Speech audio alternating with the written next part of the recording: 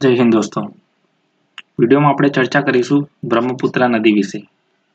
Generally current અફેરના point of વ્યૂથી જોઈએ તો બે દેશ વચ્ચે આ વિવાદ ઊભો થઈ રહ્યો છે એટલે ઇન્ટરનેશનલ રિલેશન સાથે પણ રિલેટ કરી શકીએ છીએ. આપણા રિવર સિસ્ટમનો એક પાર્ટ છે એટલે જીઓગ્રાફી સાથે પણ રિલેટ કરી શકીએ છીએ. તો બ્રહ્મપુત્રા નદીની ચર્ચા કરીશું, ડિસ્પ્યુટ શું છે તેની પણ ચર્ચા કરીશું. સૌથી પહેલા માહિતી લઈએ તેની પહેલા આપણે સમજી લઈએ કે બ્રહ્મપુત્રા નદીનું ઓરિજિન કઈ રીતનું છે. સૌથી પહેલા કૈલાસ માનસરોવર જે છે ત્યાંથી આ નદી પૂર્વ દિશામાં નીકળે છે અને અહીંયા જે પાર્ટ તમે જોઈ રહ્યા છો આ છે તિબ્બત. તો તિબેટમાં તેના બે નામ છે, એક છે યાલલુંગ ઝેંગબો અને બીજી છે સાંગપો. તો તિબેટમાં બ્રહ્મપુત્રા નદીનું નામ શું છે તો ફર્સ્ટ થઈ જશે યાલલુંગ ઝેંગબો. અને એકચ્યુઅલી અત્યારે ન્યૂઝમાં જે છે આ લોકેશન આવી ગઈ છે કારણ કે ચાઇના દ્વારા અહીં ડેમનું નિર્માણ કરવામાં આવશે. આ ઉપરાંત તેનું બીજું નામ છે સાંગપો. નામ પરથી જ ખ્યાલ આવી ગયું તમને કે આ નામ જે છે કોના દ્વારા આપવામાં આવ્યું હશે. આ નદી આગળ પૂર્વ તરફ વહે છે. જનરલી કોઈ પણ નદી જે છે તેની સાથે આવું બનતું નથી. આ નદી આગળ વહીને શાર્પ યુટર્ન લે છે. આ શાર્પ યુટર્ન લેવામાં આવે છે. આ યુટર્ન જ્યાં લે છે તે લોકેશનનું નામ છે નામચા બરવા. તો અરુણાચલ પ્રદેશમાં સદિયા ગામની નજીક શાર્પ યુટર્ન લે છે. આ લોકેશનનું નામ છે નામચા બરવા.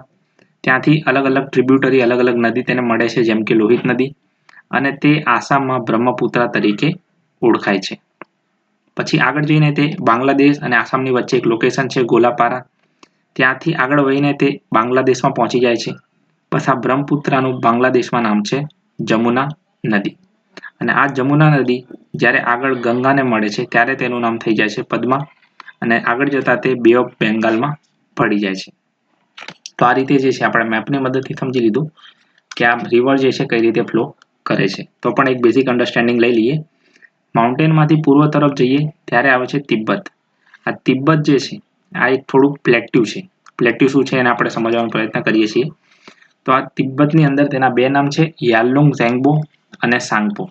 આ યાલલુંગ ઝેંગપો જે છે ત્યાં ડેમ બનાવવાની વાત હાલમાં ચાલી રહી છે. પૂર્વમાં આગળ વહીને તે નામચા બરવા પાસે શાર્પ યુટર્ન લે છે, નીચે લોહિત નદીને મળે છે. પછી આસામને ટોટલી બે પાર્ટમાં ડિવાઈડ કરી દે છે. અહીંયા તેનું નામ થઈ જશે બ્રહ્મપુત્ર અને તે આગળ વહે છે. ગોલાપારા પાસે તે બાંગ્લાદેશમાં પ્રવેશે છે જ્યાં જમુનાના નામે ઓળખાય છે અને તે આગળ જતા તે બે ઓફ બેંગાલમાં ભળી જાય છે. તો એક આપણે બેઝિક મેપની મદદથી સમજી લીધું બ્રહ્મપુત્રા નદી જે છે કઈ રીતે મૂવ કરે છે. આપણે જે ટર્મિનોલોજી છે પ્લેટ્યુ શું છે આ દરેક વસ્તુને થોડી વારમાં સમજીશું. હવે માહિતી તરફ આગળ વધીએ. ફેક્ટ શું છે તો તિબ્બતના માનસરોવરમાં લોકેશન છે ચેમયુંગડુંગ. ચેમયુંગડુંગમાંથી બ્રહ્મપુત્રા નદી જે છે નીકળે છે. કુલ લંબાઈ છે 2900 કિલોમીટર. ભારતમાં તેની લંબાઈ છે 916 કિલોમીટર. જનરલી એક્ઝામમાં સ્ટેટમેન્ટ આ રીતે આપવામાં આવતું હોય છે. સ્ટેટમેન્ટ 1 કન્સિડર કરવાનું કહી દે અને 3 સ્ટેટમેન્ટ હોય એની અંદર ફર્સ્ટ સ્ટેટમેન્ટમાં તમને એવું કીધું હોય કે બ્રહ્મપુત્રા નદીની કુલ લંબાઈ જે છે 916 કિલોમીટર છે. તો આ વિધાન જે છે આપણને ખ્યાલ છે કે આ વિધાન ઇનકરેક્ટ છે. કુલ લંબાઈ છે 2900 કિલોમીટર જ્યારે ભારતમાં તેની લંબાઈ છે 916 કિલોમીટર.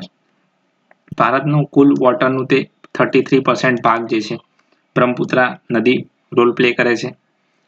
પછી જે રીતે મેં મેપમાં તમને કીધું કે યાલલુંગ ઝેંગબો અને સાંગપો તેનું તિબ્બતમાં નામ છે. આગળ જઈને તે નામચા બરવા પાસે આ એક પર્વતનું નામ છે નામચા બરવા. ત્યાંથી તે શાર્પ યુટર્ન લે છે. આ લોકેશન આવેલી છે અરુણાચલનું એક ગામ જેનું નામ છે સદિયા. હવે સદિયા આ લોકેશન આપણા માટે ઇમ્પોર્ટન્ટ છે કારણ કે સદિયાથી લઈને ધુબરી વચ્ચે ભારતનું નેશનલ વોટરવે નંબર 2 આવેલું છે. આગળ જઈને સિયાંગ ડિબાંગ તરીકે તે ઓળખાય છે. તો અહીં અરુણાચલ પ્રદેશમાં તેનું નામ છે સિયાંગ અને ડિબાંગ. હવે અસમમાં વાત કરીએ તો અસમમાં દિબાંગ, લોહિત અને કેનુલ અલગ અલગ સહાયક નદી તેની સાથે પડી જાય છે અને આસામમાં તેનું નામ બની જાય છે બ્રહ્મપુત્રા. હવે અહીંયા બહુ જ એક મોટો પ્રશ્ન ઊભો થાય છે આપણી સામે. આસામમાં દર વર્ષે જે પૂર આવે છે તેનું કારણ શું છે તો તેનું કારણ પણ છે બ્રહ્મપુત્રા નદી. તો આ પૂર કઈ રીતે આવે છે અને આખું ટોપોલોજી શું છે તેના સમજવા માટે એક વિડીયો અલગથી જે છે બનાવવામાં આવ્યો છે. તો એ પણ વિડીયોના અંતમાં તમને લિંક મળી રહેશે, ત્યાંથી તમે તેને જોઈ શકો છો. ત્યારબાદ ધુબરીથી તે પશ્ચિમમાં વહે છે અને ગોલાપારા એક લોકેશન છે ગોલાપારા ત્યાંથી તે બાંગ્લાદેશમાં પ્રવેશે છે. હવે બ્રહ્મપુત્રા નદી જે છે તિબ્બતમાં અલગ નામ હતું, અરુણાચલમાં અલગ હતું, આસામમાં અલગ હતું. હવે બાંગ્લાદેશમાં તેનું નામ બને છે જમુના. યાદ રાખજો, બાંગ્લાદેશમાં તેનું નામ બને છે જમુના. અને હવે અહીંયા અમે વાત કરી હતી તમને એ જ વસ્તુ અહીંયા રિપીટ થઈ રહી છે કે ધુબરી, આપણે વાત કરી હતી, આ ધુબરી વિલેજ આવેલું છે અરુણાચલ પાસે, નામચા બરવા પર્વત. તો આ ધુબરી જે છે એ આવેલું છે બાંગ્લાદેશની પાસે, આસામ અને બાંગ્લાદેશની પાસે. જ્યારે સદિયા જે છે એ આવેલું છે અરુણાચલ પાસે. બસ આ બંને વચ્ચે વોટરવે તૈયાર કર્યો છે જેનું નામ છે national waterway number 2. National waterway number 1 છે અલ્હાબાદથી હલ્દિયા વચ્ચે. આગળ વાત કરીએ તો બ્રહ્મપુત્રમાં પૂર આવે ત્યારે આસામની લાલ માટીના લીધે તે લાલ રંગની બની જાય છે, એટલે આ નદીનું બીજું નામ છે રેડ રિવર. તો અહીંયા 2 ક્વેશ્ચન બની ગયા.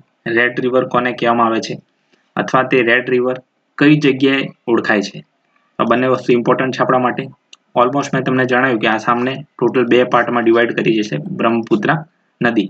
તો માની લો કે આ નદીમાં પાણીનો ફ્લો વધી જાય તો આ નદી શું કરશે, તો આ જે નોર્મલ માર્ગ છે એના કરતાં વધારે પાણી અહીંથી નીકળવા માંડશે. ઓલરેડી ઉપરથી ઉત્તર ભારતની નદીઓ જે છે ઓલરેડી અહીંયા આવી રહી છે, એટલે આ રાજ્યમાં જે છે દર વર્ષે પૂરની સ્થિતિ સર્જાઈ જાય છે. આગળ વધીએ. હવે સૌથી પહેલા આપણે સમજીશું કે નામચા બરવાની મેં તમને વાત કરી, સદિયા ગામની મેં વાત કરી. તો નામચા બરવા પર્વત તમે અહીંયા જોઈ શકો છો, અને અહીંથી નદી જે છે શાર્પ યુટર્ન લે છે. તો આપણે મેપ જે રીતે સમજ્યું કે માઉન્ટેન્સમાંથી રિવર નીકળે છે, પછી નામચા બરવા પાસે યુટર્ન લે છે, અને પછી બે ઓફ બેંગાલમાં આ રીતે પડી જાય છે. હવે તમને ખબર પડી ગઈ. પરંતુ બીજો એક બહુ મોટો પ્રશ્ન ઊભો થઈ ગયો કે આ ઉચ્ચ પ્રદેશ શું છે, અથવા બીજું નામ કહી દઈએ તો આ ટેબલ લેન્ડ કોને કહેવામાં આવે છે. ગુજરાતીમાં બીજું એક નામ છે કે પઠાર કોને કહેવામાં આવે છે. અલગ અલગ ઘણા બધા નામ થઈ ગયા. આપણે ઇંગ્લિશ એનસીઆરટીનું નામ જે છે એને યાદ રાખીશું, પ્લેટ્યુ કોને કહેવામાં આવે છે. તો 4 નામ થઈ ગયા: પ્લેટ્યુ, ઉચ્ચ પ્રદેશ, ટેબલલેન્ડ અને પઠાર. એટલે કે એવી જમીન કે જે 180 મીટર દરિયાની સપાટીથી 180 મીટરની ઊંચાઈ પર આવેલી હોય તેને આપણે કહીશું ઉચ્ચ પ્રદેશ. જેમ કે એક્ઝામ્પલ તરીકે તિબેટનો પઠાર એટલે કે તિબેટિયન પ્લેટ્યુ. અહીંથી જ આવે છે બ્રહ્મપુત્રા નદી. એટલે માની લો કે કોઈ નદી જે છે ઊંચાઈ પરથી આવતી હોય તો નીચાઈવાળા વિસ્તાર પર ફ્લો કેવો થઈ જશે, એકદમ વધી જશે. તો બસ વન ઓફ ધ રીઝન છે પૂરનું, કારણ કે તિબેટનો પઠાર જે છે અહીંથી ઘણી બધી નદીઓ નીકળે છે અને ઘણા બધા ફ્લો સાથે અહીંથી વહે છે. તો અહીંયા એક સ્ટાન્ડર્ડ ડેફિનેશન છે, 180 મીટર કરતાં વધારે ઊંચાઈ ધરાવતું હોય કોઈ પણ ટેબલ અથવા કોઈ પણ લેન્ડ તેને કહેવાશે ટેબલ લેન્ડ અથવા ઉચ્ચ પ્રદેશ. અલગ અલગ નામ થઈ ગયા. જનરલી ઉચ્ચ પ્રદેશ જે છે આવા દેખાતા હોય છે. આ ઉપરાંત મિત્રો વાત કરીએ નેશનલ વોટરવે. તો સૌથી પહેલા વાત કરી લીધી આપણે નેશનલ વોટરવે 2ની, કે જે ધુબરી અને સદિયા વચ્ચે આવેલું છે બ્રહ્મપુત્રા નદી પર. નેશનલ વોટરવે 1 જે છે 1620 કિલોમીટર લાંબુ છે, જે અલ્હાબાદથી શરૂ કરીને હલ્દિયા સુધી વિસ્તરેલું છે. આ સિવાય બીજા ઘણા બધા અલગ અલગ નેશનલ વોટરવે હાલમાં ઓપરેશનલ છે. તો બીજા અલગ અલગ જેટલા પણ નેશનલ વોટરવે છે એને આપણે યાદ રાખવાના નથી. માત્ર ઉપરના ટોપ 5 જે છે આપણા માટે ઇમ્પોર્ટન્ટ છે. કયા કયા સ્ટેટ્સ કવર કરે છે, તેની લંબાઈ શું છે, આ દરેક વસ્તુ જે છે આ ચાર્ટની મદદથી આપણે ઇઝીલી સમજી શકીએ છીએ. ગુજરાતમાં નેશનલ વોટરવે 100 જે છે હાલમાં તાપી રિવર પર કાર્યરત છે. લંબાઈ છે 173 કિલોમીટર. મિત્રો વાત કરીએ આપણે બ્રહ્મપુત્રા નદી વિશે. તેના પર ડેમ કન્સ્ટ્રક્શનનો હાલમાં વિવાદ ચાલ્યો છે, પરંતુ વિવાદ એક્ઝામ પોઈન્ટ ઓફ વ્યૂથી ઇમ્પોર્ટન્ટ નથી. એટલે મિત્રો આપણે ચર્ચા કરી છે રિવર સિસ્ટમ માત્ર ને માત્ર બ્રહ્મપુત્રા નદીની.